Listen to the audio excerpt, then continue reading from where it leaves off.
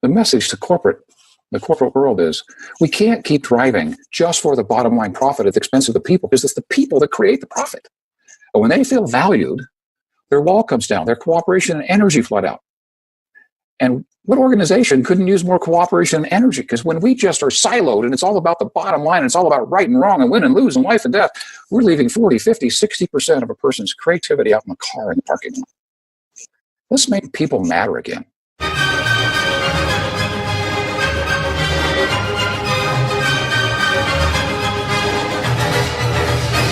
So you're a smart business committed to innovation, to service and to modern marketing.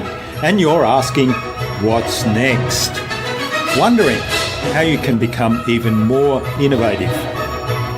My name is Jürgen Strauss from InnovaBuz, and this is the InnovaBuzz podcast, where we share all kinds of tips, advice and interview guests on all things innovation and leadership in modern marketing.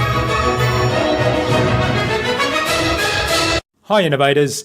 It's great to be back with another episode. I always look forward to this time of the week. I hope you've had an awesome week so far. I'm really excited to have on the InnovaBuzz podcast as my guest today, Dave Blanchard. Dave is CEO of the Og Mandino Group. Dave is also an inspirational speaker, an author and coach, and he works with people, helping them take control of their thought processes and their goals in business and in their personal lives. Dave has a background in sales, in management, in real estate. He's been on TV and film. He's written film scripts that he tells us about in the interview. And now he runs the Og Mandino company that teach the lessons of Og's famous book, The Greatest Salesman in the World. Dave's mission is to carry Og's mission and vision into the 21st century.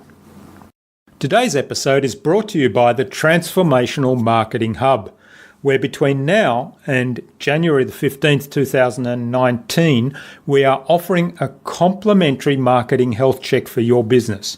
That's right, it's complimentary, no obligations. It's a health check complete with a report that comes back to you and outlines action steps for the next 90 days.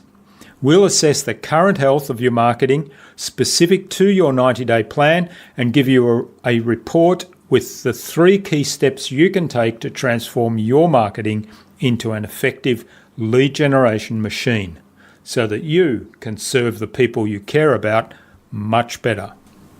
Just visit innovabiz.co/MAS to get started. Now, if you don't yet have an account, click on the blue Take a Peek Inside button. This complimentary offer is only available until the 15th of January 2019, so get in quick. In our discussion today, Dave talked to me about how our own experiences, both good and bad, can be used in a way to empathise and connect with others. And in that way, we can serve them better. We talked about making sure that you are coming from a burning desire to serve, to change lives, to make a difference, and how that will actually guarantee your success.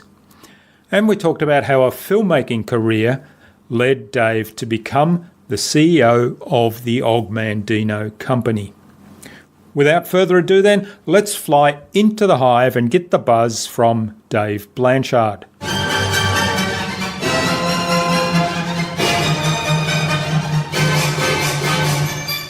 Hi, I'm your host, Jürgen Strauss from InnovaBuz, and I'm really excited to welcome to the InnovaBuzz podcast today from near Salt Lake City in the USA, Dave Blanchard, who's the CEO of the Og Mandino Group.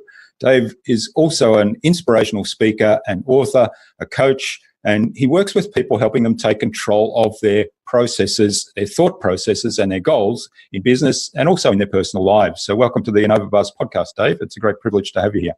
Thank you. It's a privilege to be here.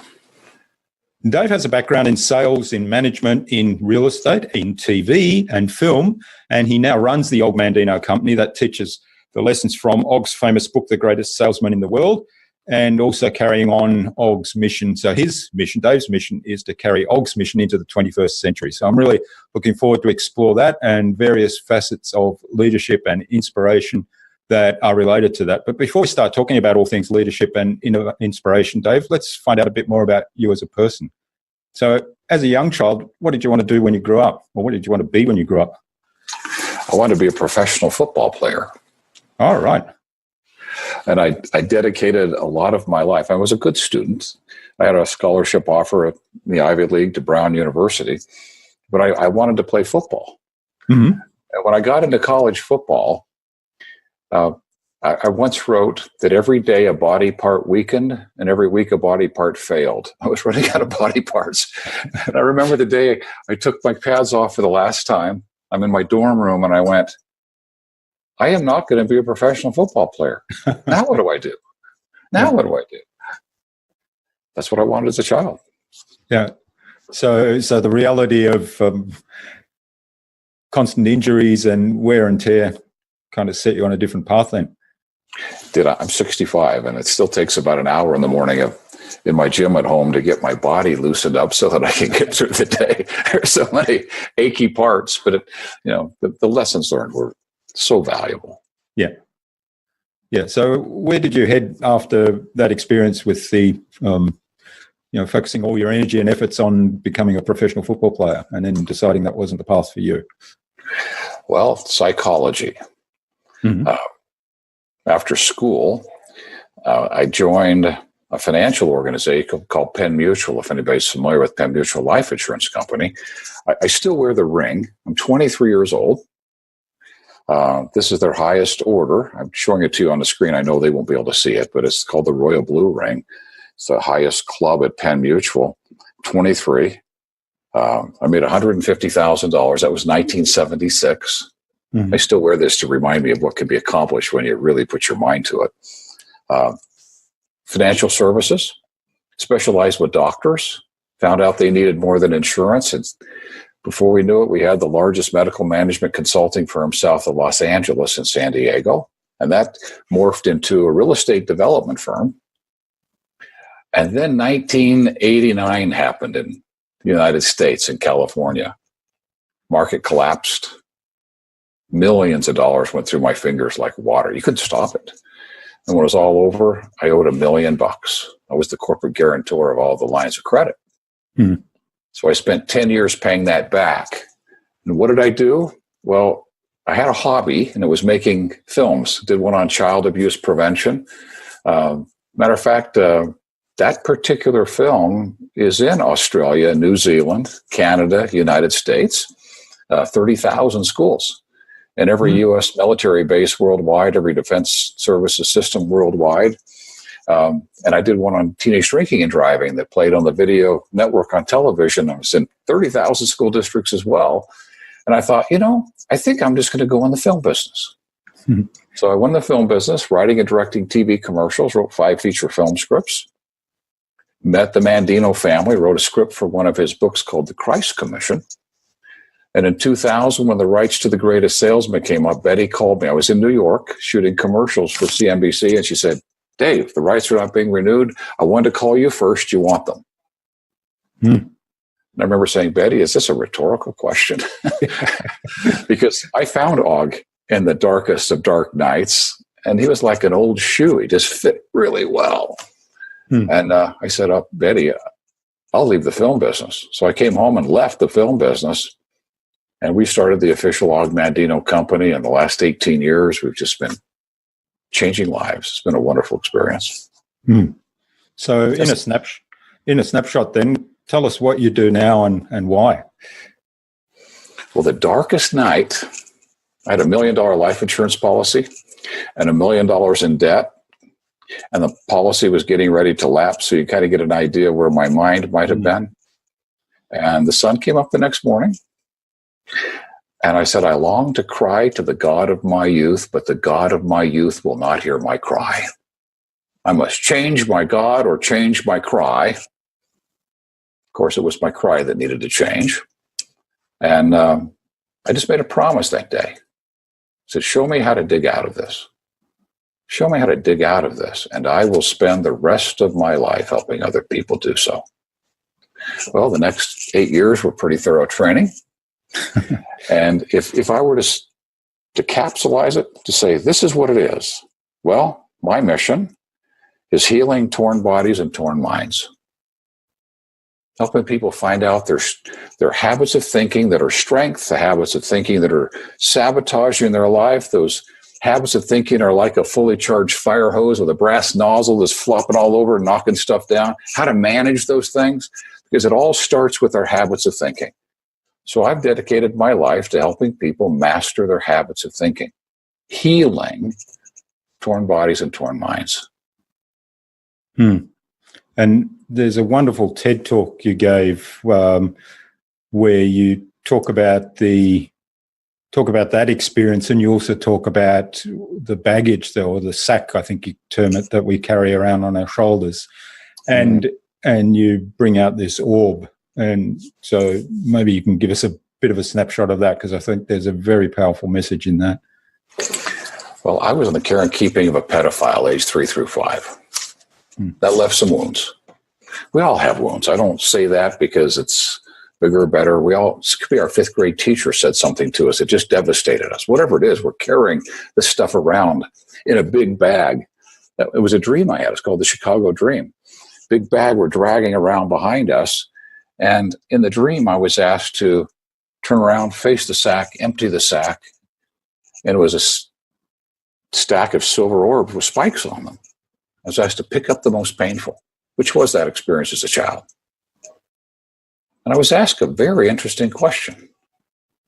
Dave, anybody else suffering from a similar wound? And I said, yes. Then engrave this on your heart. And when I did, I just felt more whole. And I had a pretty big pile, so I did that multiple times. Anybody else suffering from a similar wound? Yes. Engrave it on your heart.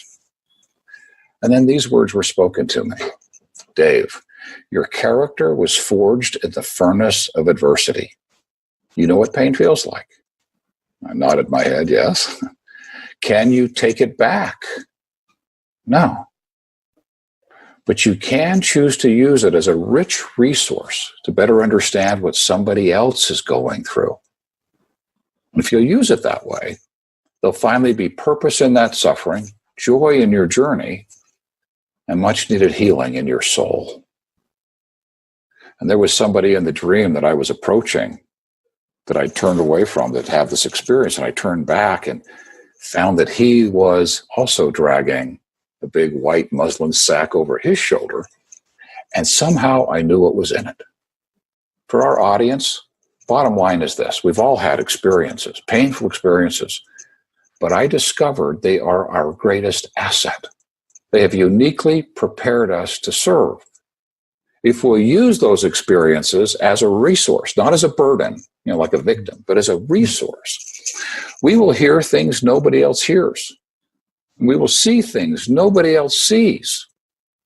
And we will ask questions that nobody else dare to ask, and it will make all the difference. We'll see someone physically, viscerally go, finally somebody understands me.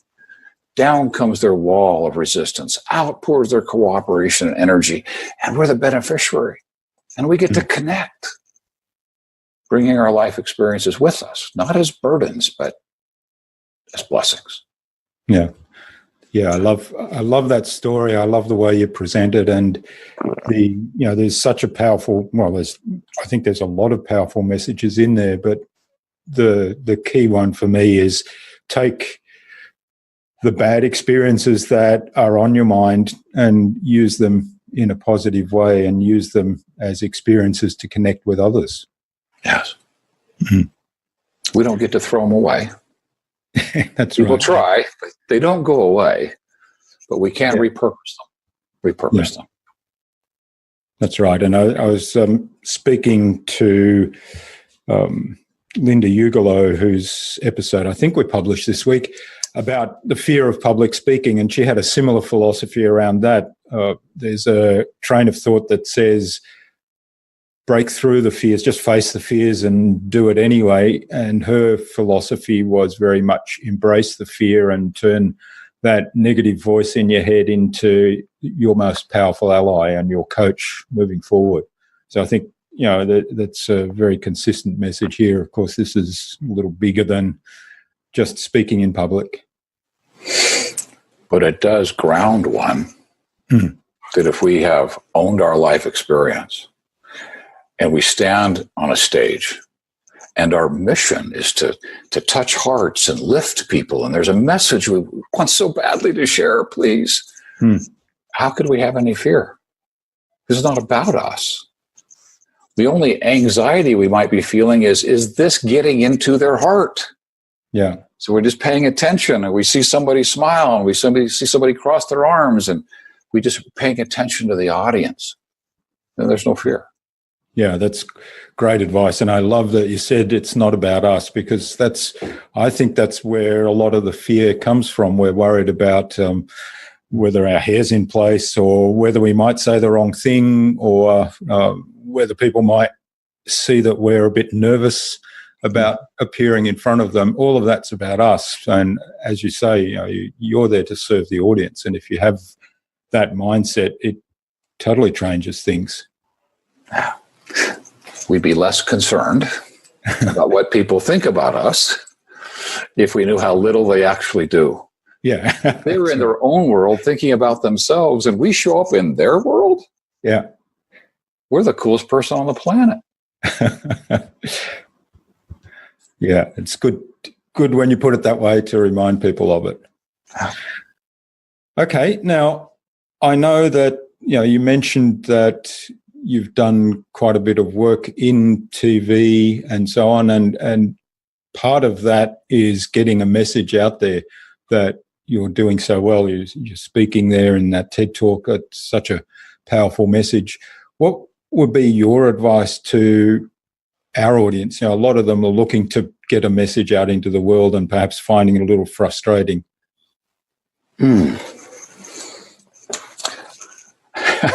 I saw a comic the other day, and there was a woman, she was praying to God, and she says, I bought the funnel. Why am I not a millionaire? I bought the funnel. Why am I not a millionaire? And the angel comes down and delivers a message, and she opens it up, and it says, because you're not a guru and your content sucks. Kind of crude. Yeah. The very first thing we want to focus on is not, I talk to people, say, I want to speak. And I say, about what? I want to be a writer. About what? I didn't set out to be a speaker or an author. I couldn't stop it. The question is, what's inside of you that has moved you, changed you, that if someone else were to apply those principles in their life, they could be blessed as well? We want to make sure that we're coming from a burning desire to make a difference in the lives of people, not a desire to be rich and famous. I was speaking in front of a group who said they wanted to be writers, and I said, how many of you want to be writers? And every hand went up in the room, hundreds of people, and I said, how many of you write 1 hour a day no matter what? There was only a few hands. And I said, I don't want to offend you, but I want you to look inside for just a moment. Do you want to be a writer, or do you want to be rich and famous? If you're writing the book to sell 1 million copies, you're in trouble. If you're writing the book to change somebody's life, you want it speaking to their soul, you write a bestseller. So I think it's just the focus. Is it about fame and fortune?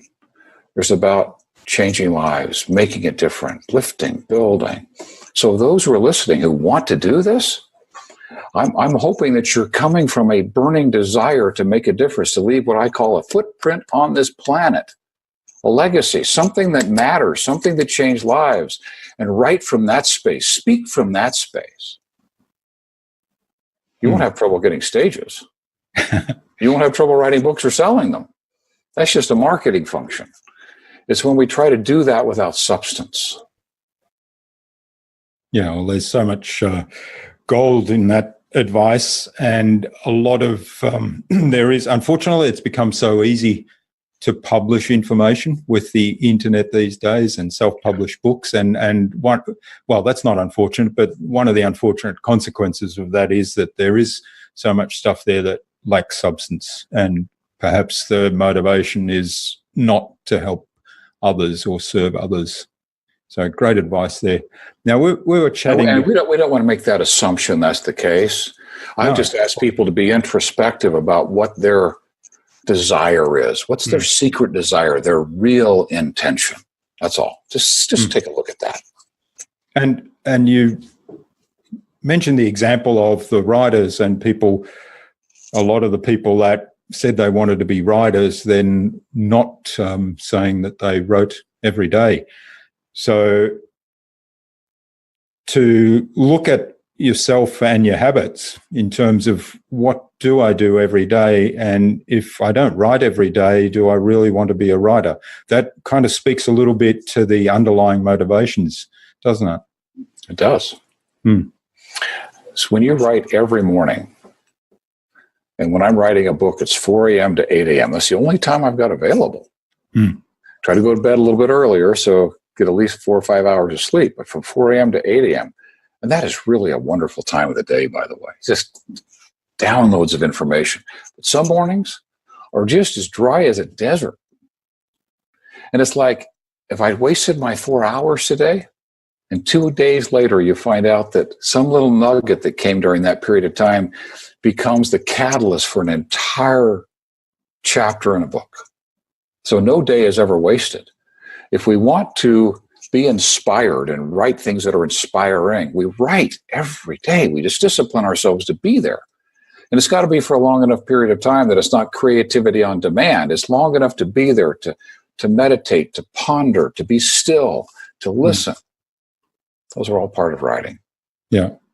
Yeah, well, certainly. I know there's a lot of people that talk about journaling every day and writing, but certainly it does. I find it makes a big difference if you take the time to write things out and write out your thoughts. And sometimes, like in those days where I feel as though there's nothing coming out, so to speak, the desert days, I'll just write down, what happened yesterday? What am I thinking right now? And reading back over it, it might be total garbage, but it kind of just keeps that momentum going. And then, like you say, the next day you might have some brilliant idea. Have you written something before and then a few days later read it and you went, dang, this is really good? Yeah. Yeah. You don't even Whereas remember. at the time you thought, oh, gee, this is tough. It's not really coming out today. And yeah, like you say, a couple of days later, you think, gee, that was actually pretty good. The joy in the book, for those who want to write, is paying the price. And I think there's a price to be connected with the universe. I call that God, but you can call it whatever you want, that universal force, that when we're plugged into it, and every artist, every musician, every writer knows that moment when the download comes. And if I have somebody wired to a functional MRI in one of those moments, we would literally see part of the brain ignite that's normally dormant in a human being. Just lights us up. I think that's what keeps us writing. It's like playing golf. You get one good shot, you just keep coming back. The same thing with writing. You have a morning like that, it'll fuel you for a month. One good morning like that. Yeah. Gosh, I'm also. Now, one of the other things we talked about in the introduction before we actually started recording the podcast interview was the challenge that a lot of companies face engaging millennials. And I know you spend quite a bit of time speaking at schools and other youth groups. So one of the, in corporations these days, there's quite a common belief that millennials are different in the way they approach life, and they've grown up in a totally different world that perhaps we did so many years ago, and that the companies are actually having difficulty gaining their loyalty and getting the best out of them. And so at the extreme, there's a very negative perception of millennials and how they perhaps can contribute to the company or the society. So I know you've got some strong thoughts on that based on a lot of the experiences you've had working with them. So tell us a little bit more about that. My favorite, I got called back to my alma mater to speak. And there were two of us. A gentleman spoke before me, and he was working on Wall Street in a big firm. And he gave them step by step of what it took from the day he graduated till the day he actually secured this job. And I saw sheer panic in the audience. Yeah. Oh, my goodness. Then I got up and talked about vivid visualization and how to use it to get inspired ideas that ignite passion and drive action, because we had completed several habit finder assessments with students before I spoke, several hundred. What we found is different. When we're working with entrepreneurial minds, independent thinkers, about 97% of them are very vivid in their visualization and very analytical, obsessive thinkers. They're thinking all the time. They never stop. We found 97% of the student body with those measurements. These are highly visual, obsessively thinking individuals, which means they have a risk of living in their mind, tolerating reality, and sometimes beating themselves up a little bit over it. Now, you think about this. They live in their mind and they tolerate reality. You've seen the joke, some of the YouTube videos about someone applying for a job and they need to be there at 8 o'clock in the morning and work for 8 hours. And what? 8 hours? How can I do 8 hours? Well, they live in their mind where things happen in a nanosecond. If we take a millennial and we bring them in, we have to create an organization that fosters their gifting. Traditional corporate America does not. Corporate America typically, and I say America, corporations in general, are very hierarchical.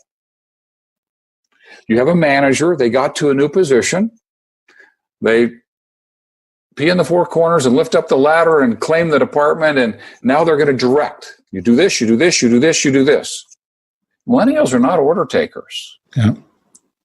They want to participate in the process. And when managers grasp the beauty of my job is to pull out the best in my people, which means when I walk into a meeting with a millennial, I don't tell them what we're going to do. I propose the problem. Here's what needs to be solved. What do you think we should do? And then I listen.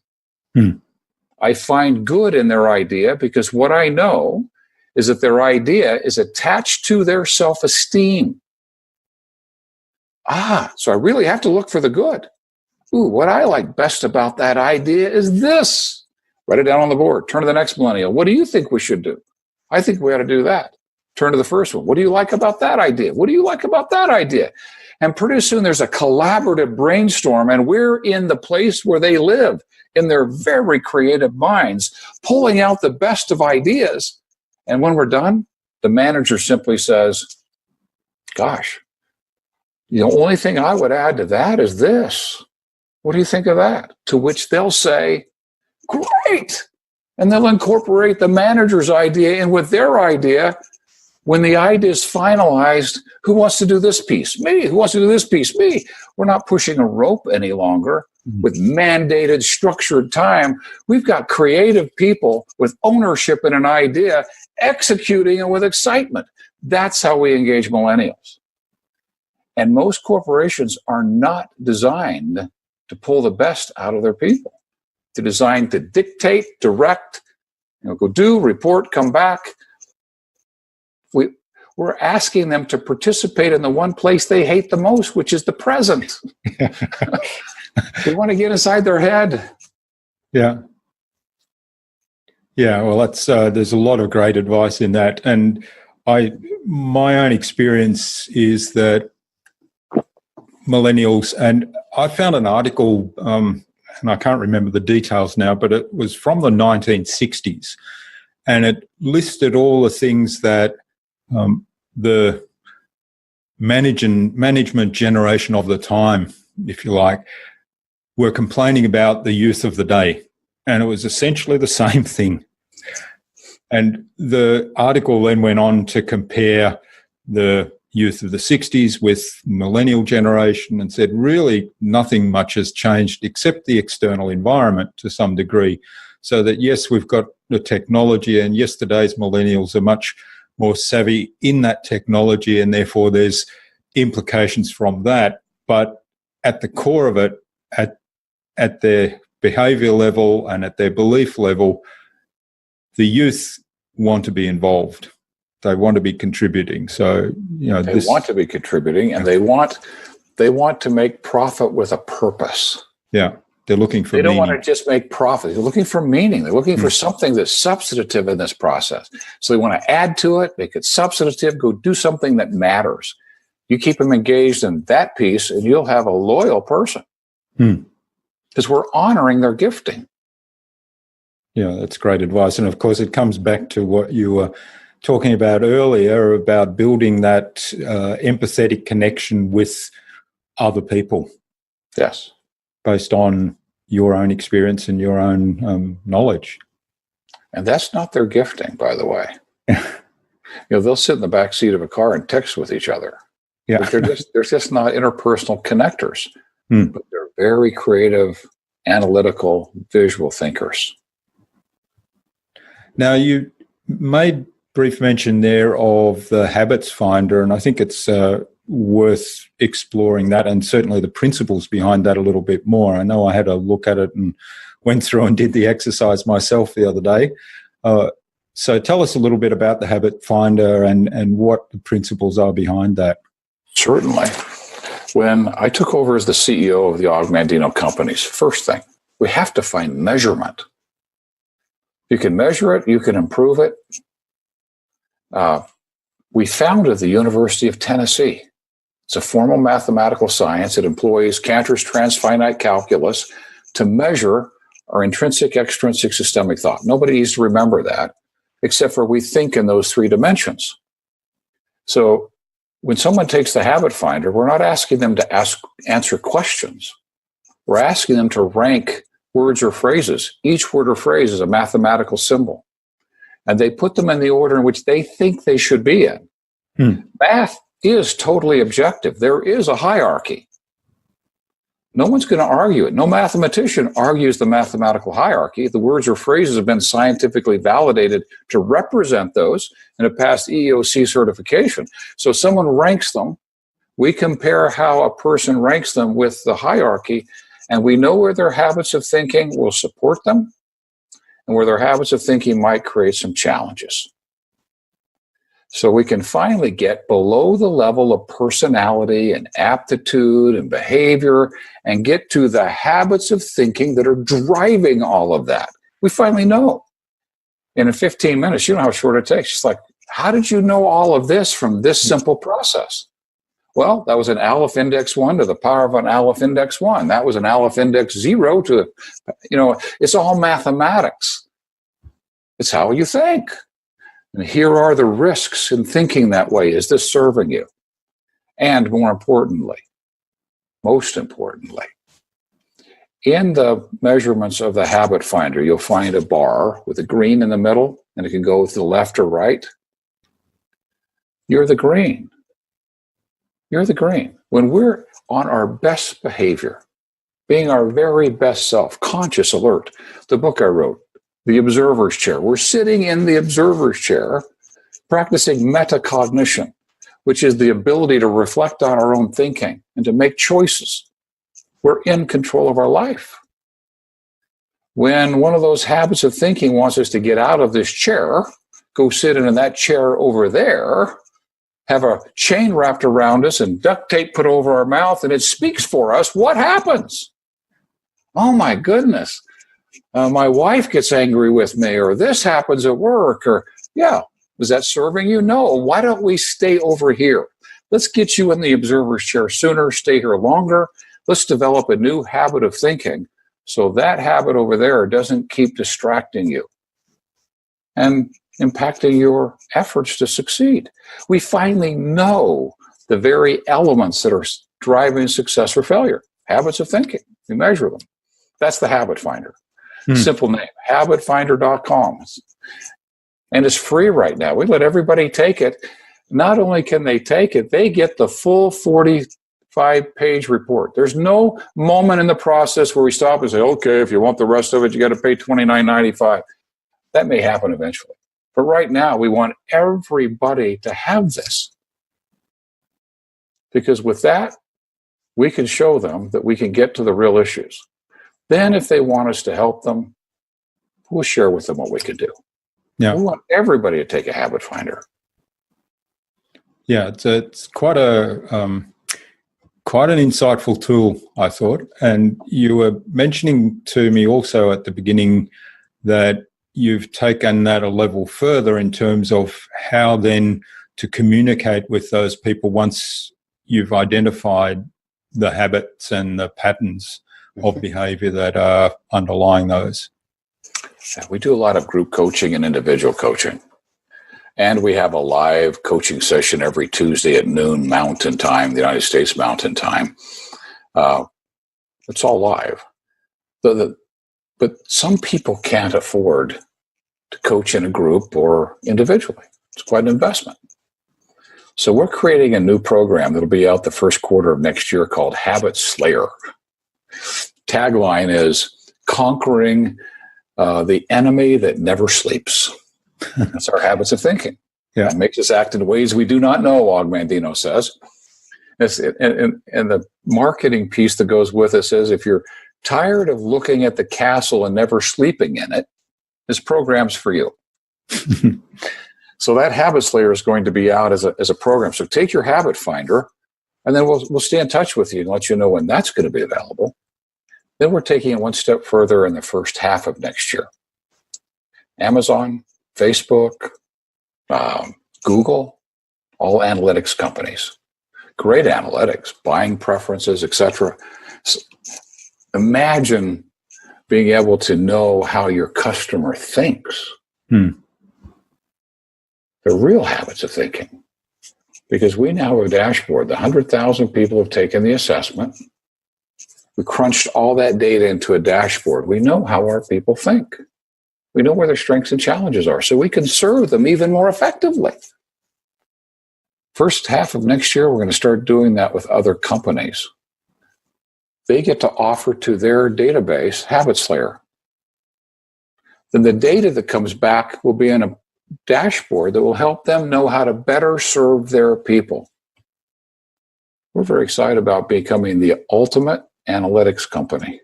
The ultimate analytics company. Habits of thinking. Priceless information if you really are in the business of serving. Yeah.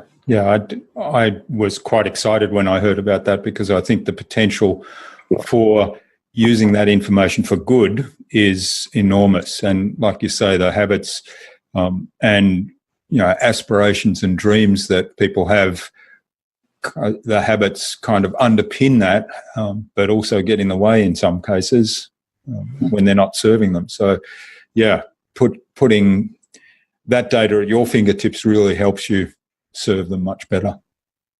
I might add to you, one of the things that we do is very similar to this. When I speak, if the organization that's hiring me will allow us to offer the habit finder to everybody in the audience, we create a team DNA report, which is all the habits of the entire audience and where are the challenges. Then I can customize what I'm going to say to how they're thinking. And I actually had somebody in the audience recently shout from about the third row back, "You're inside my head." Yeah. Well, it was. I knew how 75%, 85%, 97% of them thought. So we could really serve them by talking to their habits. How is that habit serving you? That's It's wonderful. Team DNA. Yeah, I love it. I love the scientific foundation of it as well, and that it works so well, obviously, is the key. We do a lot of work with our clients up front before they start, whether it's marketing or podcasting or writing blogs, in terms of identifying their audience, who they are, what they believe, and also what their biggest challenges are, so that they can actually put out the content or the service or product that will actually serve them best. And so this is another way to really do that, probably at a much deeper level than what we do. So, yeah, I love it. May I tell you a quick story? Yeah, sure. I'm working with a company that's on the New York Stock Exchange. They have several plants. They make products for airplanes. So it's really critical. When we went in to do the work, we found that engineering, production, and quality were all siloed. Sound familiar? Sounds familiar, Yeah, yes. pretty typical. Yeah. However, their end user wanted the best price. Their stockholder wanted profit. The vendor wants as much for the materials, and the employees want to be paid well. So the only cost savings is for engineering to find continuous improvement processes, for manufacturing to agree to implementation, maintenance to do that work, and quality to make sure nobody gets killed doing it. We identified that the people element was missing. The people element. I talked to engineering and I said, do you have a way of recognizing people who do great work? And they said, oh yeah, we have this program where you send in this thing and they give them a gift card and they recognize them. I said, great. When's the last time you gave one of those to someone from maintenance? The people who were there at 3 o'clock in the morning, called out of bed to come and fix something. We came to the conclusion that the way maintenance was viewed was they took too long. That's how their sacrifice was measured. They took too long. I'm thinking, good grief, they were here all weekend long. They missed their family. They missed their son's football game or baseball game to fix this piece of equipment. And all we say is they took too long. Too long, yeah. We started having them look for good, to recognize people for a great job. Something miraculous happened 2 weeks ago. The head of that plant stood up in front of the team and said, we have never had cooperation like this between the teams. This is incredible. I knew all we did was have them look for the good in a person's idea, incorporate it, notice what somebody's doing that's important, and recognize them.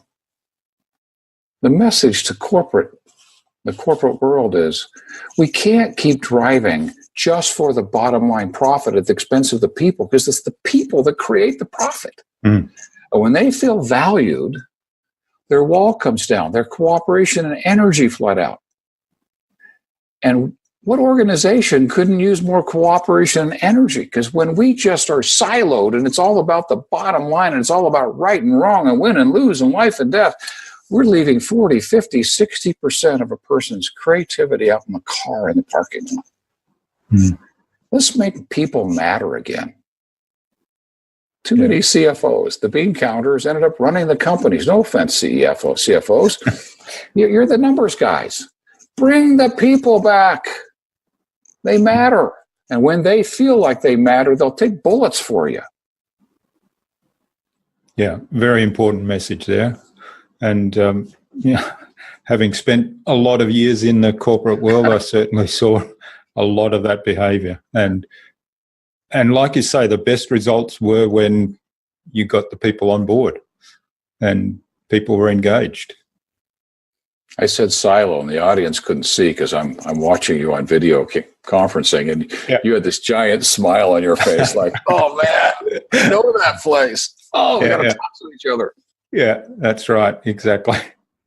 Oh, I love this, Dave. I really could go on for ages, but I'm aware of the time now. So I think it's time we moved on to the Buzz, which is our innovation round. And it's designed to help our audience that are primarily innovators and leaders in their own fields with some tips from your experience. So I've got 5 questions that I'm going to ask. Hopefully we'll get some really insightful answers from you and people will go away and do something awesome today. Let's hope so. So what's the number one thing anyone needs to do to be more innovative? Be in touch with a creative thought process and learn how to use it constructively. Most people are using it to worry and to fantasize, catastrophize. We want to learn how to use it to mentally rehearse, seek inspiration, plan, goal set, problem solve, explore. So we get inspired ideas from it. It is the source of an inspired idea. I talked earlier about wiring, functional MRI. We actually see parts of the brain ignite. It ignites our passion. It's passion that drives our action. Otherwise, action's boring, mundane, burdensome, repetitive, hard. Learn how to use your mind constructively to get inspired ideas. Great advice. I love it. And I was talking with Dave Blanchard, who wrote a new book or published a new book recently called How to Get Great Ideas, and he quotes in there some experimentation about MRI experiments where they get people to visualize an idea or something and how that lights up the brain. So it's definitely a scientific proven fact. It is, absolutely. We're built for it. Yeah. We're not built to worry. Yeah. What's the best thing you've done to develop new ideas? Surrender my own. Let go of the need to be right. Yeah. It's looking for good in everybody else's idea. We're not programmed this way. In a systemic thought, right, wrong, win, lose, life, death, all, nothing. It's like to be open to an idea is to be wrong. We have to get out of systemic thought into extrinsic thought where we find good, intrinsic thought where we love the people. If we can get out of the systemic right, wrong, look for the good in ideas. Oh my goodness, that is a good idea. Wow. That sparks something in us. It sparks something in someone else. And that collaborative sparking creates something really magnificent. So it's letting go of the need to be right. Yeah, great advice. And there's that ego thing again, which it's important in some ways, but a lot of the times it gets in your own way and is destructive, right? Well, 97% of all leaders are obsessive thinkers. And the greatest risk is getting attached to an idea. Yeah. And if we are, 97% of the time, when we're right, somebody else needs to be wrong. That's 100% of the time, but 97% of the time, we're pushing a self-esteem button. It's not the topic that's being discussed. They're in self-esteem preservation. We're calling into question their worth as a human being, their ability, their character, their contribution. That's why they defend silly ideas. It's not the idea any longer. So we just got to get out of that space. Yeah. And I think politics is a great example of where that has gone to the extreme. Oh, boy. Yeah. Anyway, that's another topic. Don't want to go there. We'll be here all day. What's your favorite tool or system for improving your own productivity and allowing you to be more innovative? It's a really simple concept. It's making a decision. Tony Robbins talks about to decide means to cut off. Yeah. To make a decision so the actions follow. Because we sometimes confuse decisions and actions. If the action's a decision, we'll relitigate it every day. Make a decision. I have so much fun now making one. I made one July 23rd. Today happens to be the 19th. I know this will air later, the 19th of November. But I've lost 38 pounds because I made the decision to become optimally healthy. I've got 16 more to go by December 18th, 2018. I will be at this weight. Yeah. I made that decision already. Actions are following. I don't have to relitigate it every day. The exercise program, boom, up at 5:30 this morning, doing it. Actions follow. So the greatest thing for personal improvement has been getting in the habit of making non-negotiable, absolute decisions and having the actions follow. Yeah. Great advice. Yeah, I love that. And it kind of takes away from, I've got to get up and do this because your decision is really clear and the why and the goal that you visualized is very clear. Well, to make a decision of that magnitude, you got to have a why big enough to make it. Yeah. So the why comes before the decision, clearly. Yeah. All right. Now, what's the best way you know that how to keep a client on track with something like that? Let's say they make a decision to do X, whatever that might be. What's the best way to keep them on track? I've found the best way to help a client is to step into their world and really listen and help them find their why. And it's got to be something that can be converted into a measurable outcome. So when they make the decision, it's not, I'm going to be a better person. It's, I'm going to be at this by this time, a measurable outcome. And then we check in as a coach, sometimes daily with some, that those actions are indeed following. And if they're not, we go back and revisit the decision because it's not a decision. They didn't drop the gauntlet. It didn't fall all the way. They're holding back something. Let's find out what that is, because once all of those things are gone and they have decided, they've cut off the options, the actions follow. Like day follows night. So it's getting to that point, why, decision, monitor action. Great advice, and it very powerful when that why and the decision is really clear. Mm-hmm. All right. What's the number one thing anyone can do to differentiate themselves? I love Og Mandino. Yeah. He said, I'll put my differences on display. Mm-hmm. I'll stop trying to be like everybody else. What are your uniquenesses? What are your unique life experiences, especially the painful ones? Own your uniqueness and bring it to display. Don't try to be like everybody else.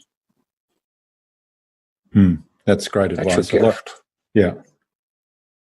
That's right. And I love the spin you've put on that in terms of, painful experiences are actually your gift, and by sharing those and using them to connect with others. That's certainly something that would differentiate you from most people. Mm-hmm.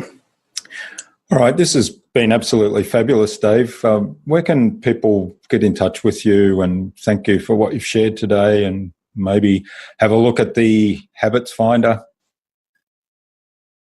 Yeah, just go to habitfinder.com and take the Habit Finder. And if there's anything we can do to serve you, we'll send you letters. You'll have our email address. You'll have phone numbers. You can contact us. But we want you to have that experience. Take 15 minutes. Yeah. And then read the report. We've got, just through this wall to my right, an entire department of customer service agents. They're habit finder specialists. Their only job is to help people better understand their habit finder. And when they better understand it, if they say, well, what do I do about this? What can I do? Then they refer them to someone who can help them go further. But not only is the habit finder free, that discussion's free. Yeah. Make sure you take advantage of it. Great offer. Yeah. All right. We'll have links to that in the show notes, as well as to the other website address you mentioned. So we've got links to the book and the Og Mandino company. OgMandino.com. Yep. Yeah. By the way, you can download the 10 scrolls for free. Start putting them in your life, practicing them. Yep. All right. So finally, what's the number one piece of advice you'd give to any business owner who wants to be a leader in their field and in innovation? Lead by example. I think it's critical for a leader to be solid from the core out. You can't be living a secret private life of really bad habits and leading people. People can feel it. So start with inside and create the very best version of you, and then encourage everybody else to follow you. That's leadership. Yeah. Yeah, lead by example. All right. Now, one final question before we wrap up. Who would you like me to interview on a future InnovaBuzz podcast, and why? Oh, we've got a consultant that we brought into our organization. We spend a lot of money every month with him, and he has just kicked our fanny. Jason Cisneros. Anton J is the name of the company. You would love him. Now, sometimes I have to cover my wife's ears because sometimes his language can be a little colorful. But he is one of the most knowledgeable business consultants I have ever met. Yeah. He came into our organization, gave us a thorough review, and then he meets with us every Monday. Right after this, we meet. And we go through our goals from last week and how well we did. There's the team. Everybody's reporting on what they did. We set new ones for the next week, and then we do a storm. We just brainstorm everything. Last week, in that brainstorm, is when the name Habit Slayer, Conquering the Enemy That Never Sleeps, was born. If you want to have those kind of experiences, I'll give you Jason's information. You get in touch with him and have him come. He'd love to be on your show, I'm sure. Yeah. All right. Well, sounds fascinating. So, Jason, if you're listening to this, keep an eye on your inbox for an invitation to the InnovaBuzz podcast, courtesy of Dave Blanchard. All right. Well, thanks so much for sharing your time with us today, Dave. This has been really fascinating. I was really looking forward to this, and it certainly hasn't disappointed. I've loved every minute. Enjoyed it immensely, learned a lot, and hopefully we can keep in touch. I wish you all the best for the future for the new products within the Habit Finder, the Habit Slayer, and also for the future of the Og Mandino company. Wonderful. And The Greatest Salesman is being made into a movie. That's right. I completely forgot to touch on that. So that's you're producing that, aren't you? The executive producer asked me to write the script. I've been written on for 25 years, but I'm doing it. So I guess it's going to get done. So very exciting. Yeah. All right. Well, we'll keep an eye on that and look forward to seeing that as well, because that should be really exciting. And if anyone hasn't actually read Og Mandino's book, I highly recommend you do that, because it is really the greatest salesman in the world. And there's a bunch of others that he's written that are great as well. All right. Well, thanks, Dave. I really appreciate it. My pleasure. Thank you.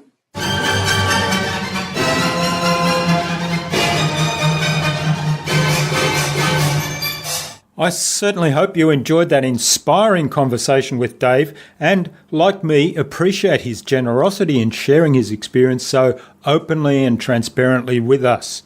For me, the key messages in Dave's interview were, firstly, that your own negative experiences are part of you and you should embrace them because they're part of who you are and they can be used to empathise with and better serve others. And secondly, that a focus on service is always going to lead to success. Of course, there was so much more in this interview with Dave. I'd love to know what you took away from Dave's episode. Leave a comment below the blog post, which can be found at innovabiz.co/Dave Blanchard. That is DAVEBlanchard.